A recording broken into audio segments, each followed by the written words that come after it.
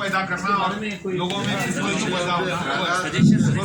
आपके सामने अब सूफी साहब आए हुए हैं और अपने अनवर खान साहब MLC दोनों यहाँ ले चुके हैं कि वक्त प्रॉपर्टीज़ कहाँ पे है, कहाँ का कब्जा हुआ है और उसको जो है कैसा प्रोटेक्शन करना चाहिए। तो हम जो है हम सबकी जिम्मेदारी है कि यूथ को भी हम सामने लाएं, क्योंकि अपने बच्चों को भी लेके आएंगे साथ में, तो आने वाली नस्ल को भी मालूम है ना।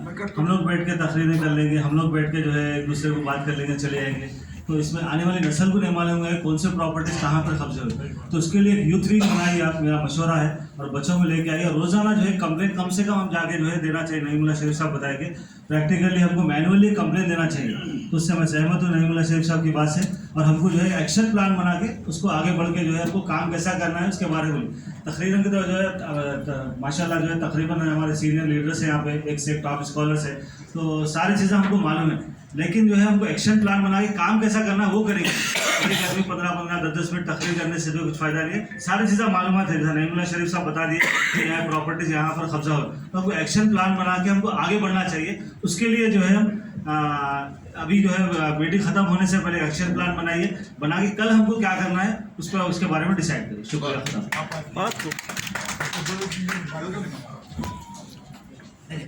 आप अजीज साहब, आपको बात करनी है। अब्दुल अजीज साहब सब बात करिए आप। बिस्मिल्लाहिर्रहमानिर्रहीम।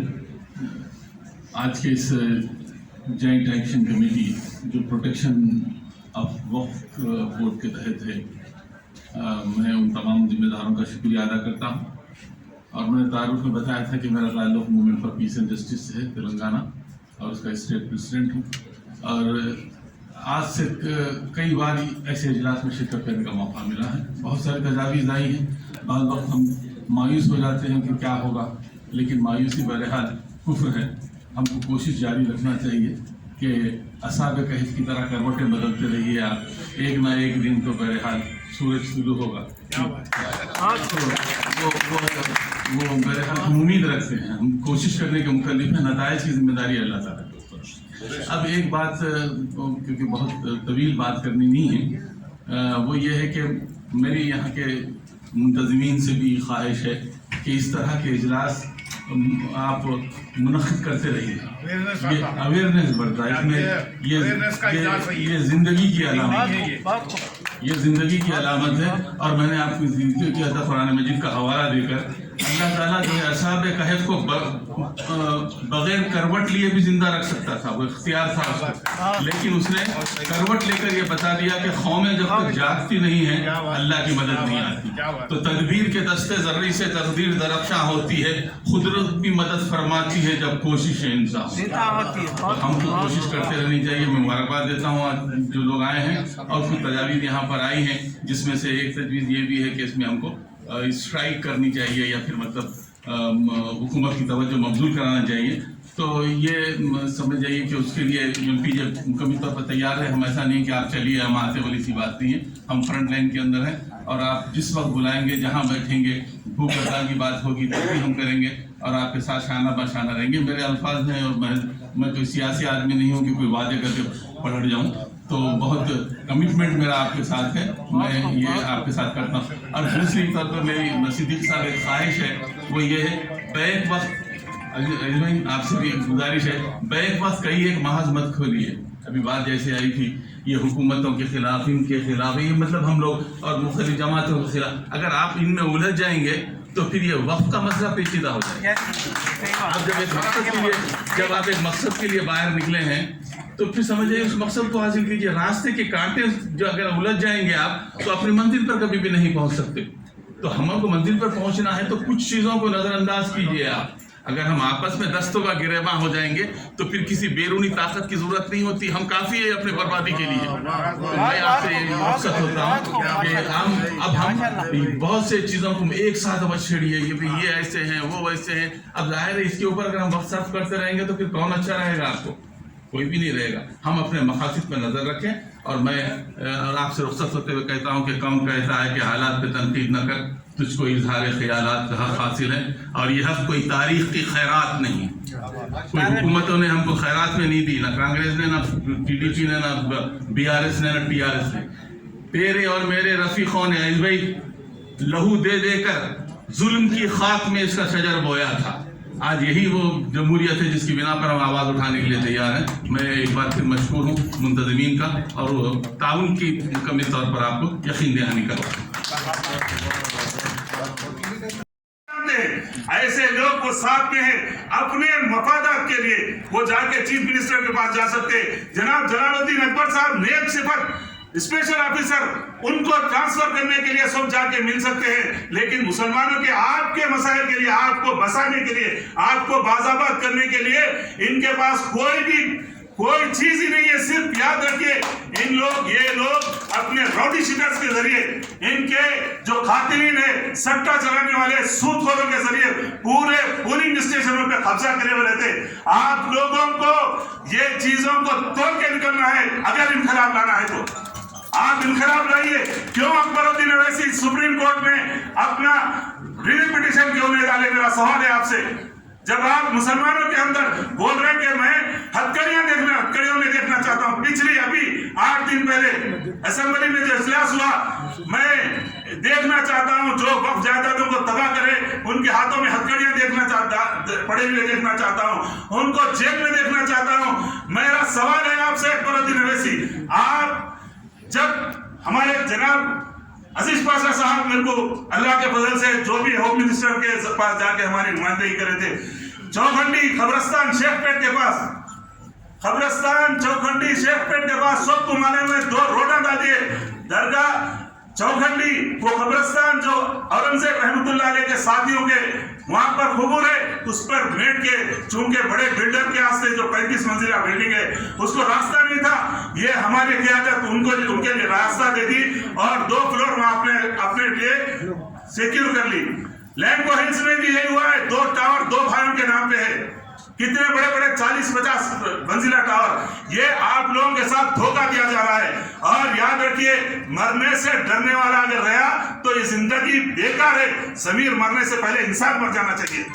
याद रखिए, ज़मीर मरने से पहले इंसान मरना चाहिए। हमारे लिए तो सब कुछ चीज है। अभी यहाँ पर मैं एक साहब को देखा था, यहाँ पर आए थे अपने जायदाद को बचाने के लिए। अरे असल लड़ाई तो यह है कि गरीबों के लिए, जो बुजुर्ग वक्त किए उनको बचाने के लिए लड़ना चाहिए। मैं आप तमाम से गुजारिश कर रहा हूँ, ये जो कॉल दिया गया है इसके लिए अभी से आप तमाम तैयारी करें, जहन बना लें कि हमारे जायदादें बहुत सी बची हुई है। आपको पाशा साहब को मालूम है, यहाँ से 50 किलोमीटर जो कोयलगुड़ा है, कोयलगुड़े के पास 439 एकड़ जमीन, काफी जमीन अभी भी फासिल पड़ी हुई है। हमारे बहनों को क्यों नहीं बसाया जाता?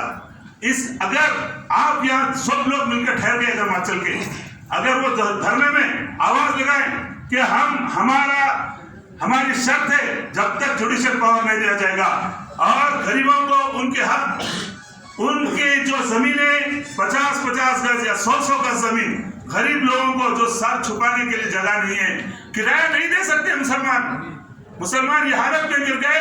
जो कोठियों के मालिक थे आज सड़कों पे आ गए।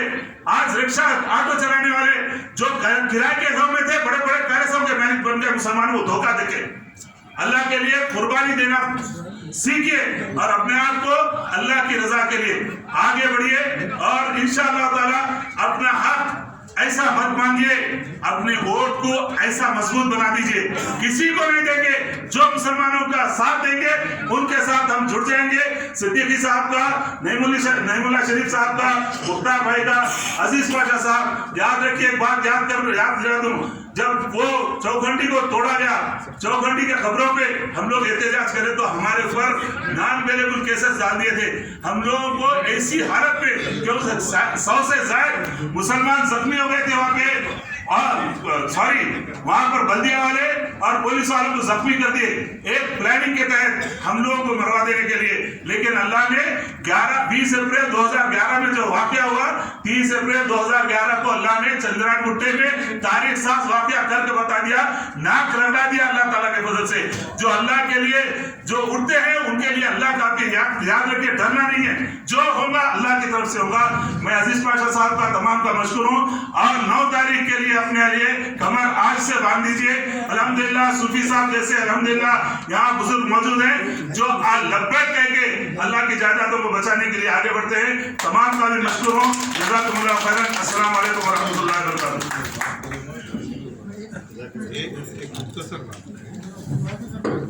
खाने का अभी 2-4 मिनट में इख्तिताम हो रहा है। हमारे मुख्तार साहब भी बात करेंगे। और एक सियासी पार्टी है जो बहुजन समाज पार्टी के अक़लियती नुमाइंदे आज़ाद साहब आए हैं, वो आपसे 1-2 मिनट बात करेंगे। उसके बाद मुख्तार साहब बात करेंगे। उसके बाद मैं सिर्फ 1 मिनट बात करूँगा। नईमुल्लाह शरीफ साहब लास्ट गुफ्तगू में तस्करा की कि वो ठाकरे साहब से रब्ता करें और उनसे ये मुतालबा करें कि मुसलमानों के लिए वक़्फ़ के मामला में वो अपनी क्या राय पेश करते हैं। तब आपसे ये बात का तस्करा हुआ कि और रेवंत रेड्डी साहब की तरफ में आपने इशारा किया। मैं एक सियासी पार्टी का जिम्मेदार होने की हैसियत से मैं अपनी तरफ से आप तमाम के सामने इस बात की तजवीज़ रखता हूँ कि इस तरह के मामले के लिए मैं हमारी सियासी जमात के सदर डॉक्टर RS परवीन कुमार साहब को आपके तमाम के दरमियान में इस वादे के लिए लाके पेश करने की आपसे मुलाकात के लिए मैं जिम्मेदारी लेता हूँ, अगर इसका मौका दिया जाए तो। बिल्कुल जरूर। बहुत अच्छी ऑर्गेनाइजेशन के सदर सैयद मुख्तार हुसैन साहब आपसे खिताब करें। अस्सलाम वालेकुम रहमतुल्लाहि वबरकातुहू। बहनों, किसी का भी नाम अनवर साहब, किसी का नाम नहीं लेना मुझे मालूम नहीं, माफ़ी चाहता हूँ। आज जो हम इजलास लगाए, जो चीफ मिनिस्टर साहब ने जो 2014 के अंदर मुसलमानों के दरमियान में आकर जो वक्त प्रॉपर्टी है, जो माफिया के लीडर्स जो कब्जा करके है, उसको मैं दोबारा आपको दिलाता हूँ। बल्कि उन्होंने हमको मुसलमानों से प्रॉमिस किए। मैं ये पूछना चाहता हूँ, मैं पार्टी में रहते भी जो मुसलमानों को आप 12% का दिए और वक्त प्रॉपर्टियों को जो जितने लोग कब्जेदार है उससे मैं दोबारा दिलाता हूँ। बल्कि मुसलमानों को प्रॉमिस करे कि जो आज तक अमलावारी नहीं हुई, जो जुडिशल पावर के लिए हम जद्दोजहद कर रहे, आज तक वो जुडिशल पावर इंडिपेंडेंट को जुडिशल पावर मिलता, आज उसको कमिश्नर है जो हमारे जायदाद है, जो अल्लाह के दिए हुए जायदाद है, उसको ऐसे ऐसे लोग कब्जा करके बैठे। अभी जो उस्मान हाजी साहब ने जो कहा, जो उस जायदाद को हम खींच कर जो हुकूमत से मुतालबा करके जो हमारे माँ बहन जो आज किराया नहीं दे सकते, उनको अगर तस्लीम करे 100 गज जमीन, तो उसके लिए हम सब तमाम मुसलमान शहर के अंदर एक प्लेटफॉर्म पर आकर जो इलेक्शन आ रहा, वो इलेक्शन के अंदर हमारे क्या मैन्युफैक्चर है, जो हमारी पार्टी हमारे वास्ते जो जद्दोजहद करके आगे बढ़ते, अपना वोट उनको कीमती वोट देकर जिताना चाहिए, चाहे असेंबली के अंदर भेजना चाहिए।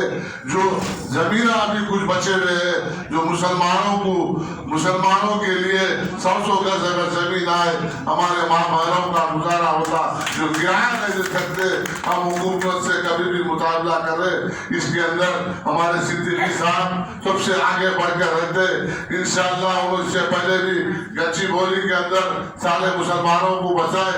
और हमारे उस्मान हाजी साहब भी इसी सिलसिले में आगे बढ़ते हुए, हुकूमत से लड़ते हुए, उनके ऊपर तमाम केसा डाल लेते हुए भी फिर भी अपना वक्त देके जो वक्त प्रॉपर्टी है उसको बचाने के लिए हम सब जद्दोजहद कर रहे। मुझे यह मौका दिया, उसका मैं शुक्रिया अदा करता हूँ। अजीज पाशा साहब और हमारे उस्मान हाजरी साहब और हमारे सूफी साहब और बहुत सारे एक से मुअज़्ज़िज़ क़ाइदीन यहाँ पर तशरीफ़ लाए हैं। मैं उन सब का दिल की गहराइयों से शुक्रिया अदा करता हूँ और मैं उम्मीद करता हूँ कि 9 मार्च को भी एक धरना चौक के ऊपर एक धरना रखा गया है और इंशाअल्लाह सैकड़ों की तादाद में लोग जमा होंगे। इंशाअल्लाह सैकड़ों की तादाद में लोग जमा होंगे, ये वक्त बताएंगे आप, और इंशाअल्लाह हुकूमत के ऊपर इसका बहुत अच्छा एक असर पड़ेगा और हुकूमत वाकई संजीदगी से गौर करेगी कि भाई वफ़ की जो जायदादें हैं वो जो भी जो है मंशे वफ़ के हिसाब से जो छोड़ के गए हैं लोग, वो जायदादों से ख़ास तौर से मुसलमानों को जो है फ़ायदा पहुँचना। और ये सब बातों से हट के अब मैं क्या लंबी बात करूँ, बहुत लंबी लंबी अच्छी अच्छी बातें आप लोगों को जो है बताने के लिए बहुत सारे एक से मोअज़्ज़िज़ क़ायदीन जैसा हमारे प्रोफेसर अनवर साहब भी अपना कीमती वक्त निकाल के तशरीफ़ लाए और भी दूसरे एक से डिग्निटरीज क़ायदीन तशरीफ़ लाए। तो इंशाअल्लाह ये अपने कौम का मामला है और फिर ये अल्लाह की जायदादें हैं, ये जायदादों का मालिक अल्लाह है। तो हम जो भी कर रहे हैं अल्लाह की राह में कर रहे हैं और इसके अल्लाह ताला नेकी इसकी ज़रूर देगा। अब मैं आप सबसे गुजारिश ये करता हूँ कि खाने का इंतज़ाम रखा गया है, छोटी हर के लिए पैकेट में बिरयानी का इंतज़ाम किया गया है, सब लोग इंशाल्लाह खाएंगे, फिर इंशाल्लाह फिर हम दोबारा ऐलान करें। सिद्दीकी साहब, ये अब जो शुरा है वो एक मिनट का अपना वीडियो, जैसे मैं MPJ का सदर हूँ, मैं इस चीज़ की तारीफ करते हुए इसका ऐलान करूँ और उसको सोशल मीडिया पे आम करूँ, उससे जो है क़ुव्वत और ताकत पैदा होगी। आप लोगों से अपील कीजिए, प्रोफेसर साहब आप जितने लोग आज शुरा हैं, वो जो तजावीज़ आए हैं 2 तवारीख की, एक तो कैंपेन की जो दस्तखत था और दूसरा जो है धरना की, उसमें ऐसा नहीं है कि मैं पर्दे के पीछे रहूं, बल्कि मैं पर्दे के सामने रहूं और उसकी तारीफ के सिलसिले में अपना जो है फुटेज दूं, ये है जरा आप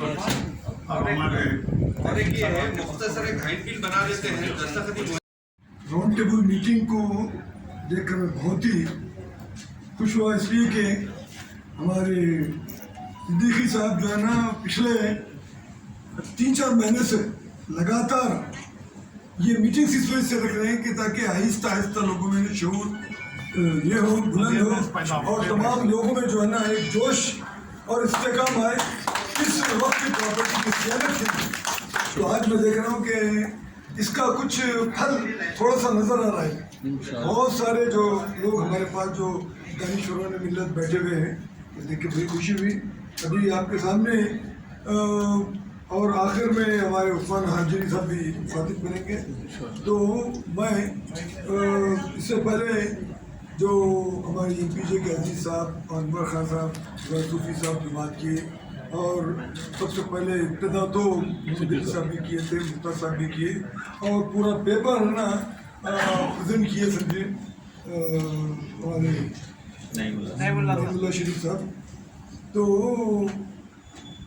ये कहना यह है, इससे पहले कि प्रोग्राम ऑफ एक्शन आप लोगों के सामने रखूं, थोड़ा सा एक 5 मिनट का सेकंड के हिसाब को देखते हुए बात करना चाह रहा हूँ कि लोगों में जो मुगालता है कि तेलंगाना में इंडिया के सबसे ज़्यादा नहीं हो, अगर आप मुताला करें तो सबसे ज़्यादा जो है ना एज पर सच्चा कमेटी रिपोर्ट 4,90,000, हालांकि टाइम्स ऑफ इंडिया 5.1 दिया है।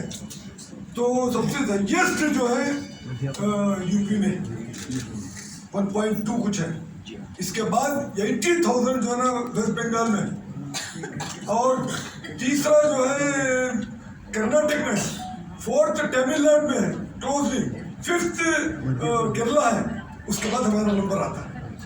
तो मगर उसके बावजूद भी बहुत कीमती जायदादें हैदराबाद में मौजूद।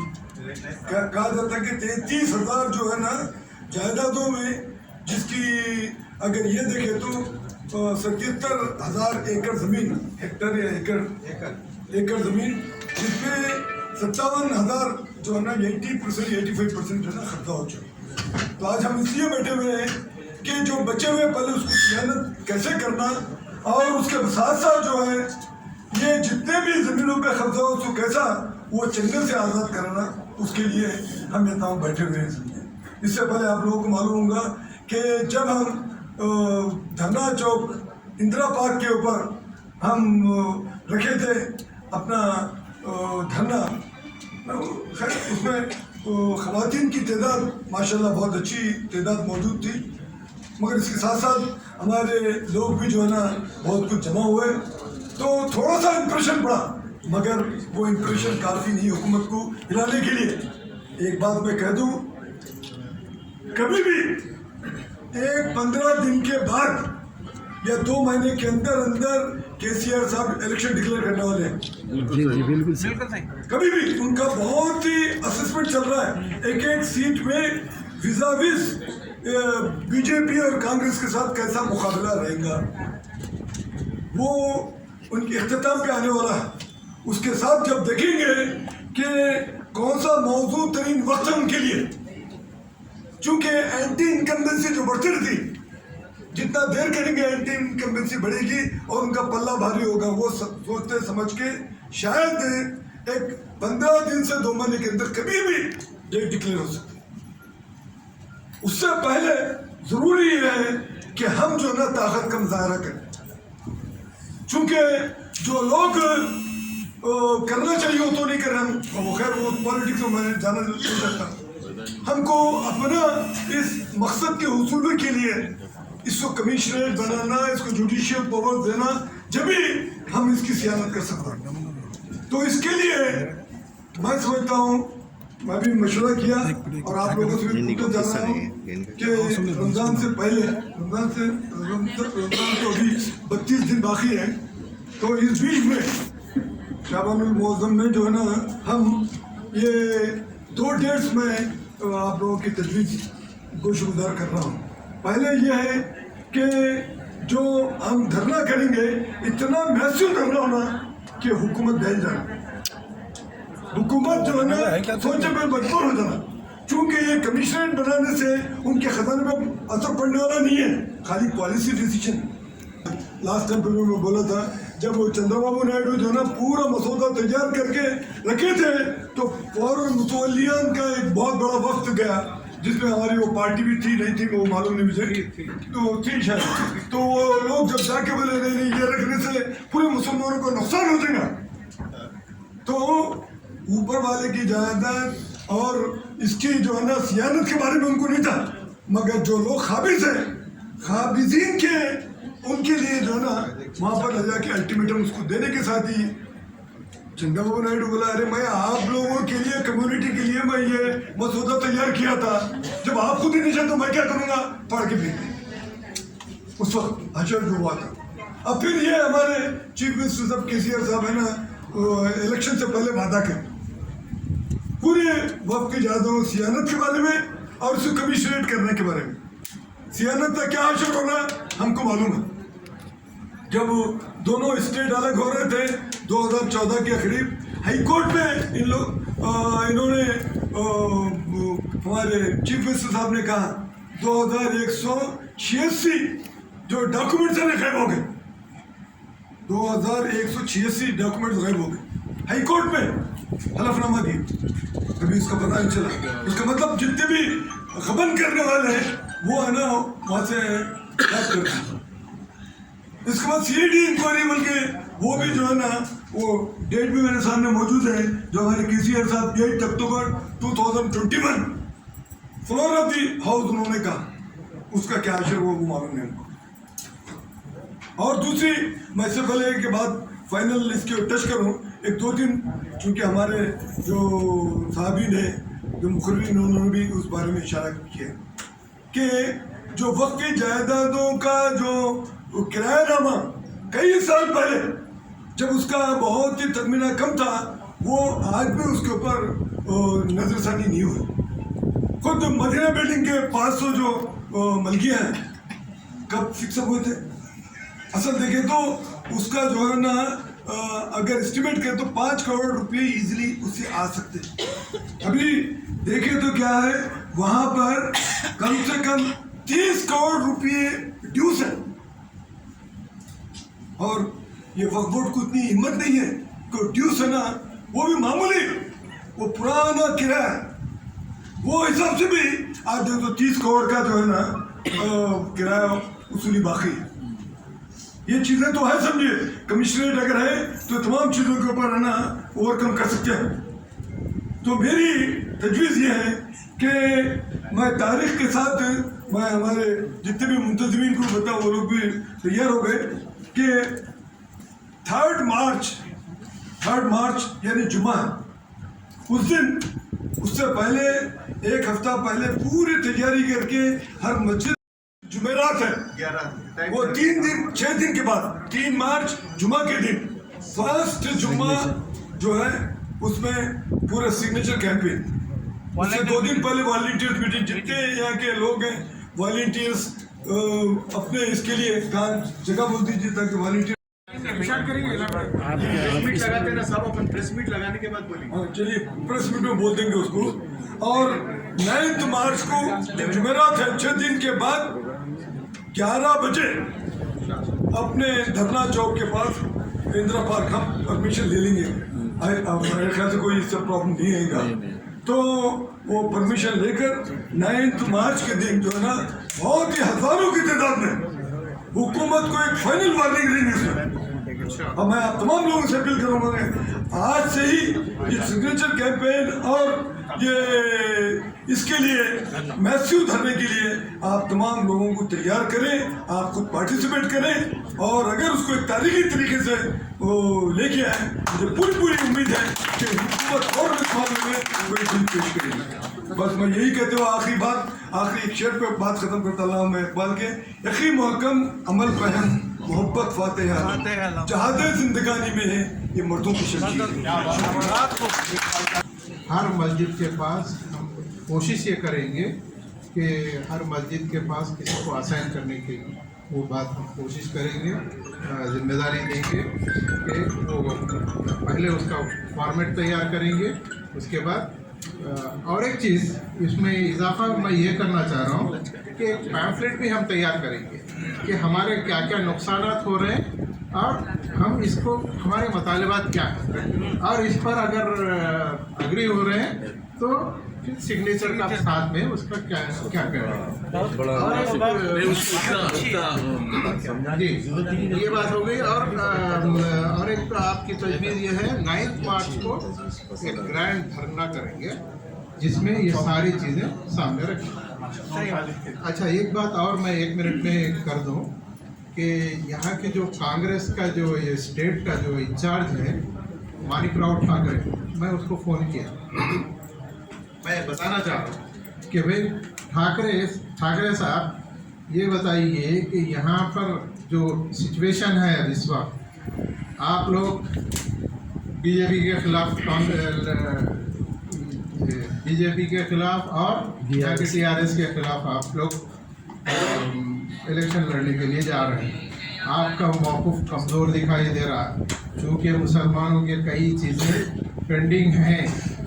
एक चीज़ जो आप लोगों के दौर में हुई थी, एक बात का अगर वादा करते हैं तो हम कैंपेन चलाएंगे सारे NGOs मिलकर, हम कैंपेन चलाएंगे कि कांग्रेस अगर इस बात पर राज़ी होती है, आपका हाईकमान अगर राज़ी होता है क्योंकि आप लोग 4% रिजर्वेशन दिए हैं, आप एक वादा कीजिए वक्फ प्रॉपर्टीज़ का प्रोटेक्शन वक्फ एक्ट के तहत करेंगे। अगर ये वादा करते हैं तो हम इंशाल्लाह वोट के लिए भी हम कैंपेन चलाएंगे। ये बताओ आप डिक्लेयर कर सकते हैं? तो उसने कहा कि भाई रेवंत रेड्डी से मिलो, रेवंत रेड्डी उधर भाग रहा, वो हाथ जोड़े में लगा हुआ है। बहरहाल ये बात हो रही है तो हम उसी वक्त डिसाइड करेंगे कि हमारे कम्युनिटी के मफाद में क्या है और ये चीज़ हम इंशाल्लाह करने की कोशिश करेंगे। शुक्रिया। हमारे गरीबों के हमदर्द, मुसलमानों के हमदर्द और वफ़ के ताल्लुक से आपने बेहिसाब कारनामे अंजाम दिए हैं।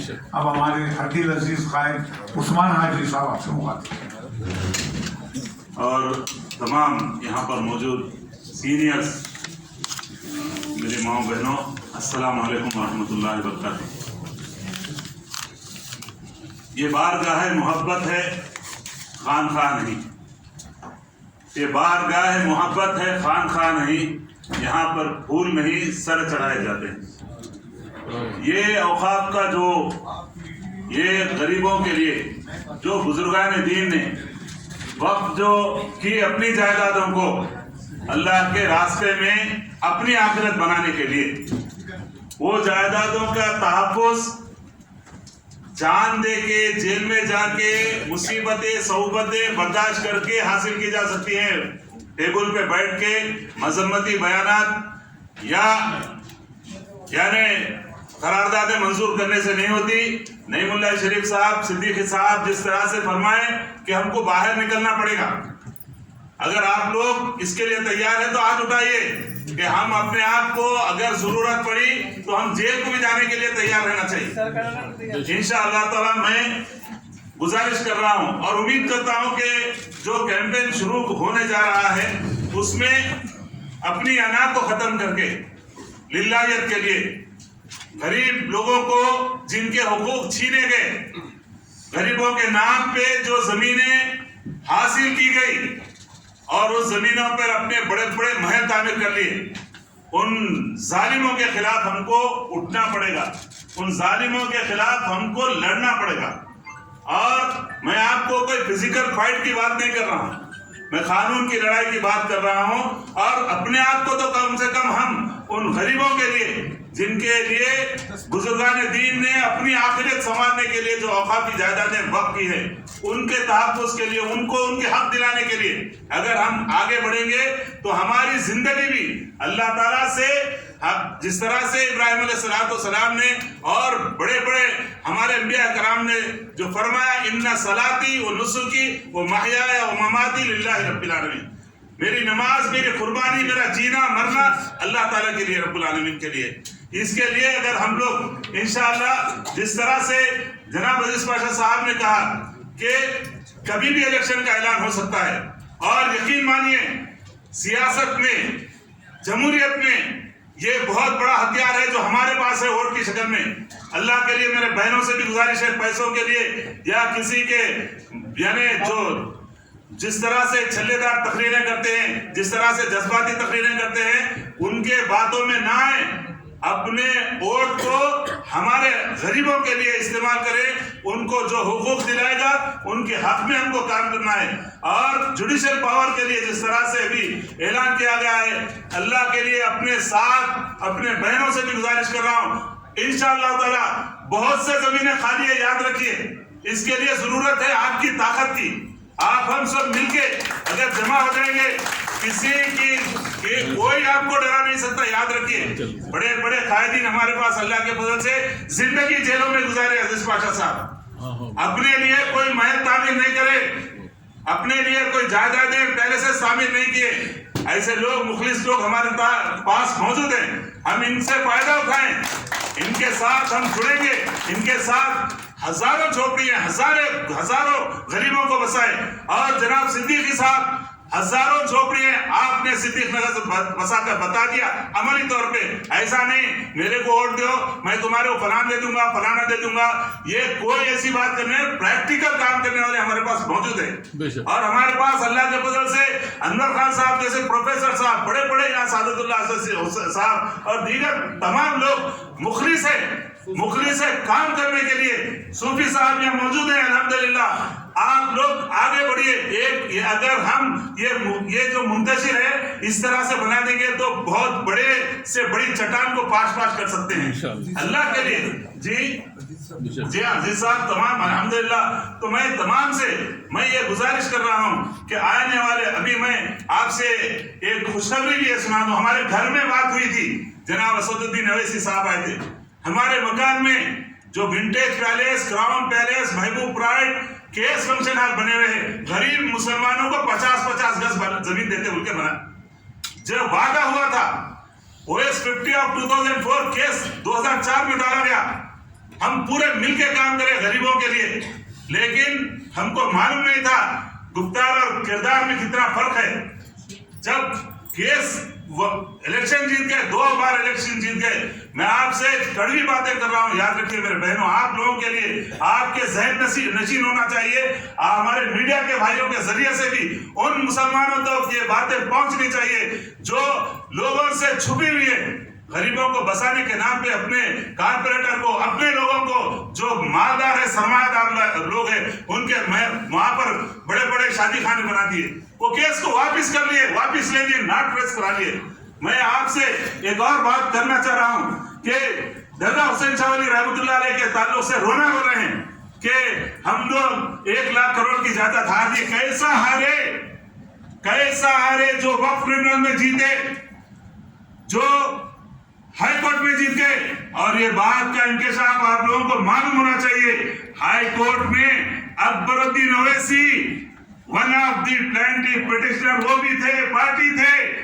सुप्रीम कोर्ट में जो केसीआर ने कहा था कि खुली जमीन जितनी है मैं मुसलमानों के हवाले कर दूंगा, गरीबों के हवाले कर दूंगा, वो और जो पिटिशनर हमारा दावा है, जो गवर्नमेंट का दावा है सुप्रीम कोर्ट से, हम लोग वो दावे से दस्तबरदार हो जाएंगे। क्यों हमारी क़यादत वहां जाके अपने बच्ची के रुखा देने के लिए, शादी के रुखे के लिए जाके चीफ मिनिस्टर से मिल सकते हैं।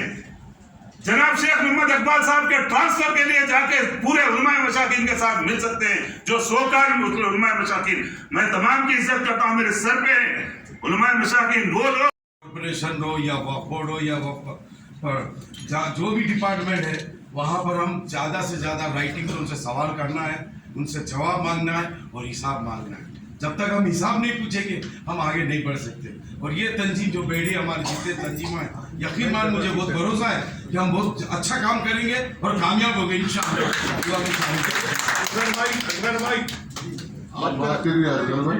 सबसे पहले जो है मुसलमानों में अवेयरनेस पैदा करना चाहिए, और अवेयरनेस इस तरह से पैदा करना कि अगर वक्फ की ज़मीन मुसलमानों को, अगर गरीब मुसलमान और मुस्तहक मुसलमानों के लिए अगर हम वो हासिल करके उसकी आमदनी के हम अगर जो है मुसलमानों की तालीम के लिए यानी स्कूल कॉलेजेस वगैरह बनाएं, तो हम जो है उनको सस्ते से सस्ता तक फ्री में भी तालीम दे सकते हैं या बिल्कुल कम पैसों से दे सकते हैं। दवाखाने बनाए हम, क्योंकि आजकल जो है इलाज बहुत महंगा हो गया, कॉर्पोरेट और हॉस्पिटल है। अगर महंगे के आप नर्सिंग होम में भी जाते हैं तो एक दिन में 2-3 हज़ार रुपये तो मामूली से चार्ज कर ले रहे हैं वो लोग। तो ये तो हम लोग उसको ज़मीन की आमदनी से हम दवाखाने बना सकते हैं। तीसरा, जैसा कि नईमुल्लाह शरीफ साहब ने बताया कि भाई गरीब और मुस्तहक मुसलमानों को 100 गज का प्लाट हम जो है दे सकते हैं, करना चाहिए हर मुसलमान, तभी ऐसा हो सकता है। अगर हम सड़क पे नहीं आए और हम अगर अमल में नहीं आए, हमको अगर जो मिला के पुलिस स्टेशन अलग एक कमेटी बनाई है और हर एक को जिम्मेदारी दीजिए, हम आपके साथ हैं इंशाअल्लाह।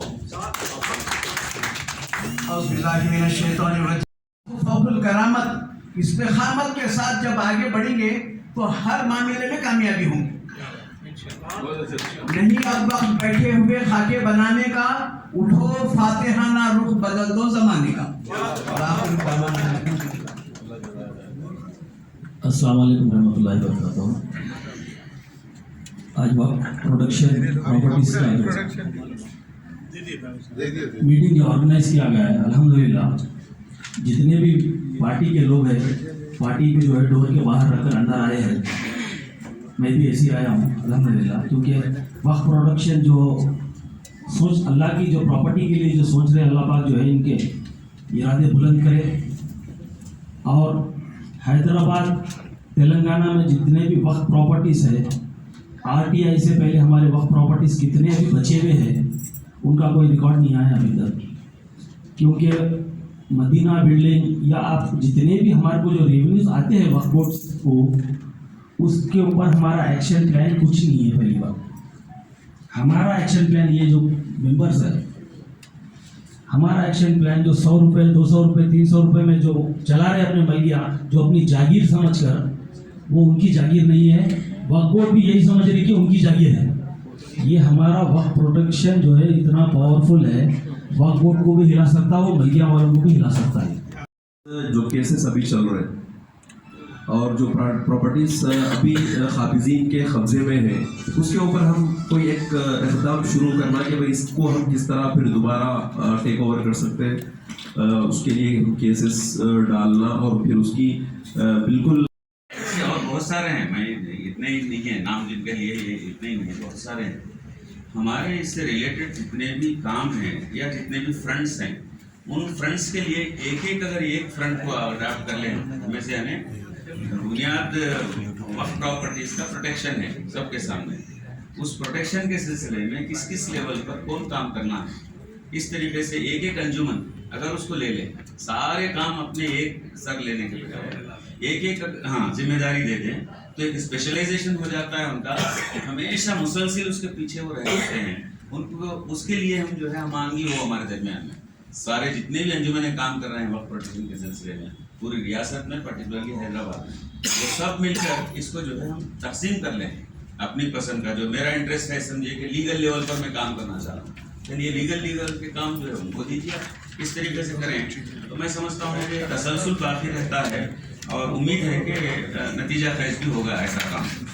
आखिरी बात मैं ये कहूँगा कि इतना अच्छा मैं समझता हूँ कि सारे भारत में ऐसा मुकाम तेलंगाना और हैदराबाद जैसा शायद ये मिसाल के तौर पर पेश करने नहीं है कि एमपी से लेकर एमएलए तक जो है हमारे नुमाइंदे, एमपी से लेकर एमएलए तक हमारे नुमाइंदे। मिसाल तौर पर नईमुल्लाह शरीफ साहब एक कारवान का कहीं का जिक्र किया कि कितनी ही मलगियाँ हैं वक्त की।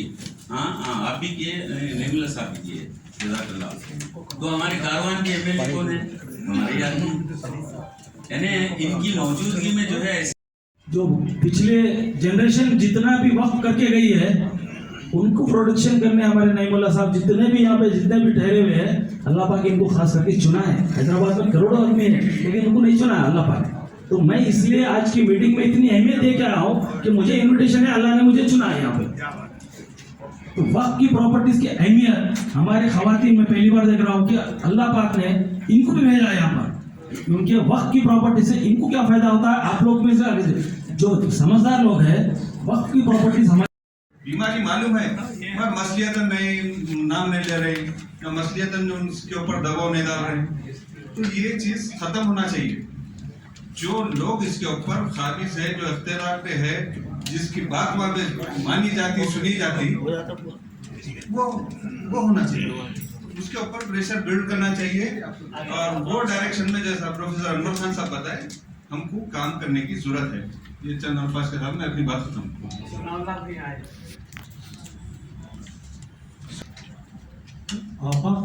की जायदाद का मसला काफ़ी संगीन मसला है और इसके ऊपर मैं सोचता हूँ पिछले 14-15 साल से काफ़ी तंजीमें काम भी कर चुके हैं।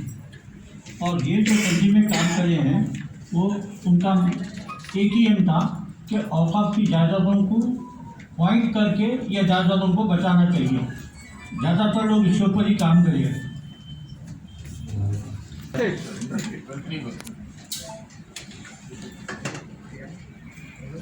सबसे बदकिस्मती की बात ये रही औकाफ की जायदादों के मामले में वक्फ बोर्ड के अंदर अकबर निजामी एक मेंबर है जो औकाफ का सौदागर, तमाम जायदादों का सौदागर अकबर निजामी है। वहाँ से कारोबार शुरू होता है। तो हमको क्या है, पहले इन लोगों को सुधारना चाहिए था। हम औकाफ के बारे में आप चाहे कितने भी तकरीरें कर लें, कितनी भी मीटिंग कर लें, उसका 1 पैसे का फायदा होने वाला नहीं है। क्योंकि औकाफ बोर्ड के अंदर सलीम साहब, मसीह साहब जैसे चेयरमैन अगर बनेंगे तो जाहिर बात है क्या बोलते हो, घास की हिफाजत को, शेर को बिठाना जैसी बात है, बकरी को बिठाना जैसी बात है। तो ये पूरे के पूरे का रिकॉर्ड इन लोगों का जो है, हम लोगों को इन लोगों को बैठे नहीं देना चाहिए था। एक बार सियासी जमात की जाए हाथ में कहा है सनाउल्लाह साहब, हुकूमत के हाथ में है ना। तो हम ये चाह रहे हैं कि हुकूमत, अब जो हुकूमत है वो किसी भी मामले में मुसलमान का खासकर वो सुनने को तैयार नहीं है, ना उसके ऊपर कुछ अमल करने को तैयार है। और मैं तो ये समझता हूँ कि हम लोग क्या कि औकाफ की जायदादों को बचाने के बजाय औकाफ डिपार्टमेंट को बचाने का सिर्फ काम करना, इसको जुडिशरी के लिए एक ही एजेंडे के ऊपर हमको काम करना है कि औकाफ बोर्ड को हमको जुडिशरी पावर होना है। इसके लिए पूरे मिलकर एक ही लड़ाई लड़ेंगे अपन कि इसको सिर्फ जुडिशरी पावर बनाओ, क्योंकि वक्फ बोर्ड के अंदर जितना स्टाफ काम करता या तो चोर है या खामोश है या डरता। आलम इकबाल का शेर है तो मैं गुनगुना के रहता हूँ कि क़ुव्वत फ़िक्र व नज़र पहले फना होती है, फिर किसी कौम की शौकत पे ज़वाल आता है। तो ये शेर अक्सर मैं बोला करता हूँ। फजल भाई ने कहा कि ये शेर आप बोलते रहिए, जहाँ जाते आप बोलते रहिए। बहरहाल इंशाअल्लाह हम आपके साथ में सिद्दीकी साहब और जो है आप देख रहे हैं अच्छी तरीके से हम लोग अल्हम्दुलिल्लाह सूफी साहब की नुमाइंदगी के ऊपर जद्दोजहद करना जारी कर रहे हैं। तो हम इंशाअल्लाह ताला आवाम के अंदर उतर कर मैं ये चाहता हूँ, मेरे हमेशा से नजरिया यही रहा है कि हमारे तो मैं यह चाह रहा हूँ कि इंशाअल्लाह ताला नौजवानों के अंदर भी इस बात को जो है लगा, मैं इस बात के ज़रिए से उनके शौक़ को बेदार करेंगे हम, और मैं इस काम के लिए तैयार हूँ।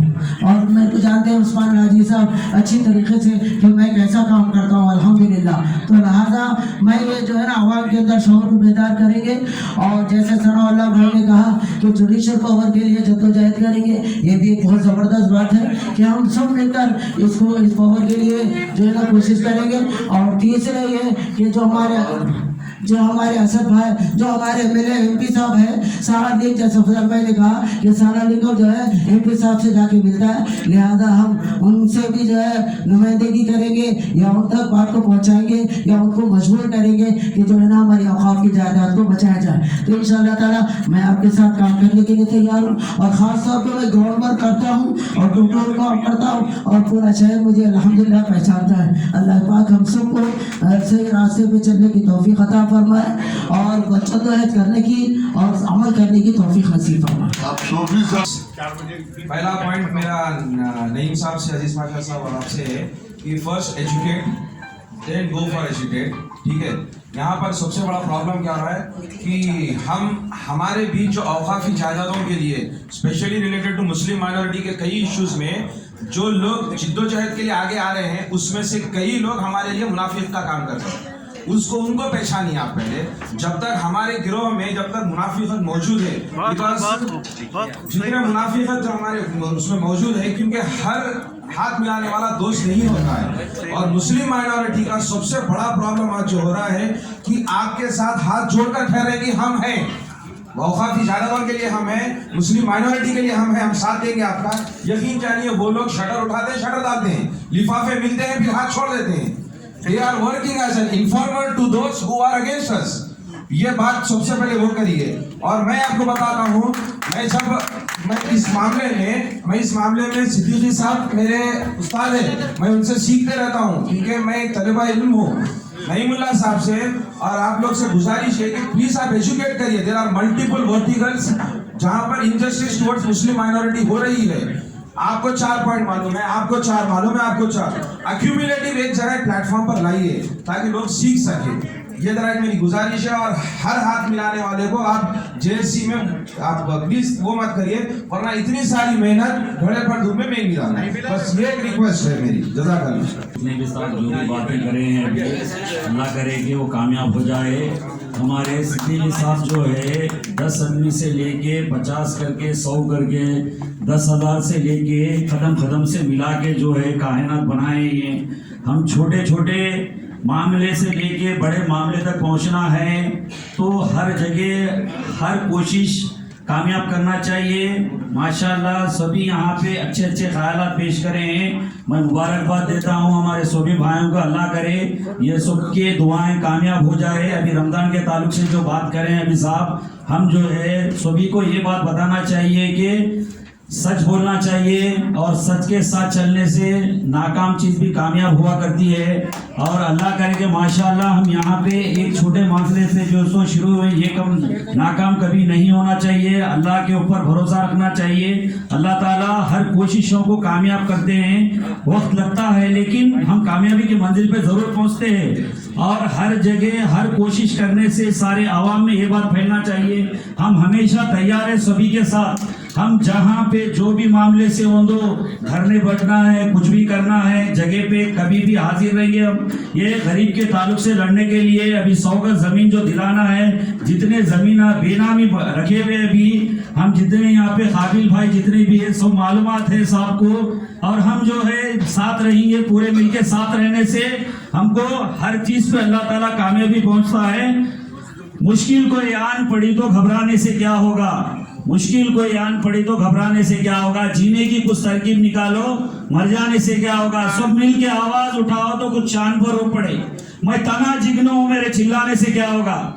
और एक शेर अर्ज कर रहा हूं मैं आपसे, हर शहर में हर बस्ती आबाद नहीं मिलती, हर शहर में हर बस्ती आबाद नहीं मिलती, दीवार तो मिलती है लेकिन बुनियाद नहीं मिलती, दीवार तो मिलती है लेकिन बुनियाद नहीं मिलती। हर बेटे को माँ मिलती है बहुत अच्छी, हर माँ को मगर औलाद अच्छी नहीं मिलती। माशाल्लाह सभी यहाँ पे आए हुए हैं, उनका मैं शुक्रिया अदा करता हूँ। जहाँ जहाँ मेरे आगा की रहनुमाई है, वहाँ वहाँ मेरे खुदा की खुदाई है। महो नजूम एक नात लिखनी है, मैं आग एक नहीं हमेशा दिल में मोहब्बत है। और सभी भाइयों को मैं ये बात कहता हूँ, जितने भाई यहाँ पे आए हुए हैं और जो है, और अल्लाह ताला कामयाब करे इस चीज को। अल्हम्दुलिल्लाह रब्बिल आलमीन। दर्द दिल कहना बस है बेदर्द दिल के सामने, दर्द दिल कहना बस है बेकार है बेदर्द दिल के सामने। अरे दर्द को वो जानता है जिसके दिल में दर्द है, दर्द को वो जानता है जिसके दिल में दर्द है। दर्द दिल के वास्ते पैदा किया इंसान को, दर्द दिल के वास्ते पैदा किया इंसान को, वरना ताआत के लिए कुछ कम न थी करोगियाँ। आज अल्हम्दुलिल्लाह हम मुसलमान हैं और पंच वक्ता नमाजी भी हैं, रमज़ान के रोज़े भी रखते हैं, ज़कात भी देते हैं, हज को भी जाते हैं। लेकिन इतना सब करने के बावजूद भी एक खदशा है, एक ख्याल है, बल्कि एक हकीकत है कि हम ये नहीं कह सकते कि हमारी ये इबादतें आया क्या कबूल हो रही हैं। कोई कर सकता? क्या बोलिए भाई, नहीं कर सकता। लेकिन एक इबादत ऐसी है, एक इबादत ऐसी है, खालिक़ कायनात फरमाता है कि ऐ बंदे इधर तूने किया और उधर वो कबूल हो गई। और वो इबादत है लन तनालुल बिर्रा हत्ता तुनफिकू मिम्मा तुहिब्बून। तुम उस वक्त तक तक़वा परहेज़गारी इख्तियार नहीं कर सकते जब तक कि तुम अपनी महबूब तरीन चीज़ को अल्लाह की राह में कुर्बान ना कर दो। और ये मतलब जो ये कुर्बानी का मतलब गर्दन कटाना नहीं है, कुर्बानी का मतलब अपने कमाई का हिस्सा भी देना है, वक्त भी देना है, और अल्लाह के बंदों की खिदमत ये अफजल इबादत है। ये इधर बंदा किसी बंदे की खिदमत किया और उधर खालिक़ कायनात ने उसको उस इबादत को कबूल फरमा दिया। आज हमारे पास दावेदार बहुत हैं अल्हम्दुलिल्लाह। अभी हमारे भाई ने कहा कि हर हाथ मिलाने वाला दोस्त नहीं होता, मैं इत्तेफाक रखता हूँ आपसे। जैसे 3 इजलास में हम क्या करें, एक धरना लगाए, 3 इजलास लगाए और दिल्ली को जाके बोलते हो भाई प्रेसिडेंट ऑफ इंडिया की पेशी में वक्त के जायदादों के बारे में प्रेसिडेंट ऑफ इंडिया की पेशी में दिए, और अपने प्राइम मिनिस्टर की अपने गवर्नर की उसमें दिए, प्रेसिडेंट ऑफ इंडिया की दिए। क्यों दिए कि हमारे को वक्त आने वाले कल के दिन हमारे नस्ल, हमारी तो उम्र गुजर गई है, 50-70 है, कब मरने वाले, हमारे अपनी मौत का भरोसा नहीं है, मगर अपने आने वाले पीढ़ियों के लिए हम ये काम कर रहे हैं। तो हमारी सबकी ये जिम्मेदारी है, इसके लिए आगे से आगे बढ़ के करें। जब कभी हम अगर डेमोन्स्ट्रेशन धरना लगाया था तो सिर्फ खवातीन के, हमारे अजीज बादशाह साहब बोलते मर्द आदमी की कमी रहती, खवातीन पूरे छाए हुए रहते। तो हमारे सबसे ज़रूरत है जब हम किसी चीज़ का इश्यूज पे लगाते हैं तो मर्द आदमी की ज़रूरत है।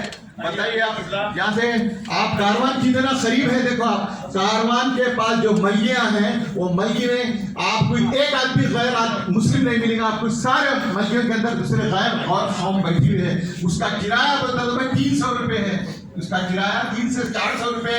कारवान के पास कितने मलियाँ हैं, वो मलियाँ पूरे मस्जिद के अंदर है, कोई भी हमारा आदमी उसके नहीं है, उसका किराया नहीं बढ़ता। और उसके पर वहाँ के मकामी लीडर उनसे मिले हुए हैं अन्ना भाई बोल के, ऐसे लोगों से हम क्या कर सकते। तो हमारी ये सबकी जिम्मेदारी है कि हम इसको ये मुहिम को आगे से आगे ज़्यादा बढ़ा के काम करने की ज़रूरत है। जय हिंद, खुदा हाफिज़। अभी आपको मोहम्मद अली साहब खिताब कर रहे थे।